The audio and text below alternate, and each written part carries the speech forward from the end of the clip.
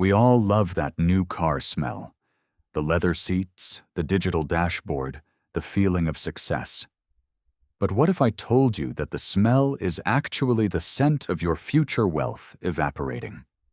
Today, we are running a real-life simulation. We're going to look at two parallel universes. Meet Alex and Sam. They are identical in every way. They both make the exact same salary, and they both have exactly 10,000 euros saved up to buy a car. But today, their paths diverge. In Universe A, Alex walks into a dealership and falls in love with a stunning 40,000 euro SUV. He uses his 10,000 euro as a down payment and takes out a 5-year loan for the remaining 30,000 euro. His monthly payment? A hefty 600 euro. In Universe B, Sam takes a different route. He buys a reliable, used 15,000 euro car. He also puts down his 10,000 euro and finances the remaining 5,000 euro. His monthly payment is just 100 euro. Sam takes that 500 euro difference, the money he isn't spending on a car payment, and automatically invests it every single month into a basic S&P 500 index fund, averaging an 8% annual return. Let's fast forward and see exactly what happens. Year 1. The honeymoon phase. Alex is thrilled. Every time he walks up to his car, he feels a rush of pride. Sure, the 600 euro payment hurts a bit at the end of the month, and his insurance is pretty high, but he justifies it. I work hard. I deserve this, he tells himself. Sam, on the other hand, just blends into traffic. Nobody turns their head to look at his car. But behind the scenes, something quiet is happening. Every month, like clockwork, 500 euros disappears from his checking account and goes into the stock market. At the end of year 1, Alex's car has already suffered the massive first-year depreciation drop. His 40,000 euro car is now worth about 32,000 euros. Sam's car depreciated too, but because it was already used, the drop is smaller. More importantly, Sam opens his investment app. Thanks to his contributions and a little bit of growth, his portfolio is already sitting at 6,200 euros. Welcome to year 3. The new car smell? It's gone. For Alex, the SUV is just his car now. The novelty has completely worn off. The scratches on the door annoy him, and he still has 2 more years of paying 600 euros every single month.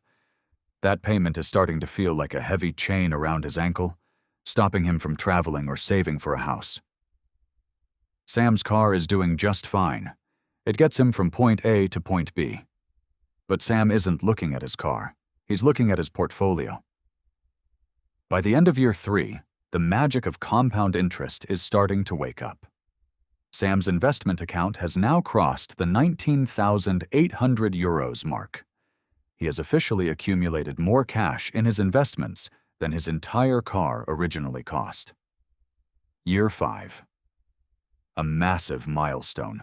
Both Alex and Sam make their final loan payments. They are completely debt-free. Alex breathes a huge sigh of relief. He finally owns his car outright. But let's look at the math. His once glorious 40,000 euro SUV is now a 5-year-old used car. With standard depreciation, it's currently worth around 16,000 euros. He spent 5 years paying, only to lose 24,000 euros in value. Now, let's look at Sam. His 15,000 euro car is now worth about 6,000 euros. But wait. Sam has been relentlessly investing that 500 euros difference every month. Sam opens his brokerage account. The balance? 36,600 euros. Let that sink in. At year 5, Sam could literally walk over to Alex, buy Alex's SUV in pure cash, and still have 20,000 euros left over in the bank. But Sam doesn't do that. He lets the money ride. Year 10. The ultimate reality check. Both cars are now a decade old. They both have dents, they both make weird noises, and they both need expensive maintenance. Alex's SUV is now worth maybe €6,000 on the used market. He is thinking about trading it in for a new one, getting ready to trap himself in another 5-year cycle of debt. Sam's car is barely worth €2,000. It's practically worthless. But Sam isn't worried about his car.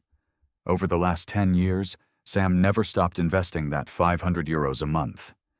He got so used to living without it, he just let the system run. With an 8% average return over a decade, Sam's investment portfolio has skyrocketed to an astonishing €91,400. This is the hidden math of the middle class. When Alex bought that car, he thought it cost him €40,000. But the true cost of that car wasn't the sticker price. The true cost was the €91,000 of future wealth he gave up to drive it. Sam didn't win the lottery. He didn't have a better job. He simply chose to drive a reliable car and let time and math do the heavy lifting. The next time you walk into a dealership, ask yourself, are you buying a car or are you selling your financial freedom? If this simulation changed the way you look at money, hit the like button, subscribe, and let me know in the comments. What simulation should we run next? I'll see you in the next universe.